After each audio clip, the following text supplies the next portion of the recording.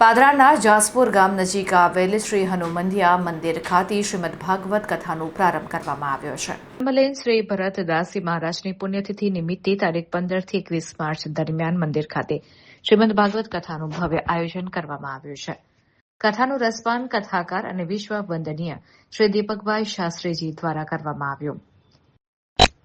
કથા રોજ બપોરે 2 થી 6 કલાકે જાસપુર ખાતે યોજાશે.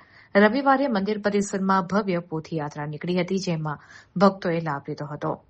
તો અલગ અલગ દિવસે કથામાં વિવિધ મહોત્સવ અને મનોરથનું આયોજન કરવામાં આવ્યું છે, જેમાં સુખદેવજી વ્યાસજી સંવાદ, વરાહ અવતાર, શ્રી કપિલ આખ્યાન સહિત શ્રી નરસિંહ પ્રાગટ્ય તથા શ્રીરામ પ્રાગટ્ય, શ્રી નંદ મહોત્સવ સહિત શ્રી ગોવર્ધન લીલા તથા શ્રી રૂક્ષ્મણી કલ્યાણ વિવાહ સહિતના મહોત્સવનું ભવ્ય આયોજન કરવામાં આવ્યું છે.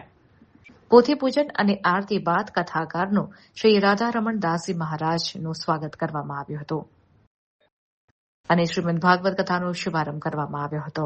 આ પ્રસંગે મહારાજ સહિતના મહાનુભાવ તેમજ ભક્તો ઉપસ્થિત રહ્યા હતા. કોઈ ગંગાજીના સોગંદ થાય, યમુનાજીના થાય, નર્મદાજીના થાય, ફરી હોય એ જાણે એટલે બધાનું પાણી હાથમાં લેવાય.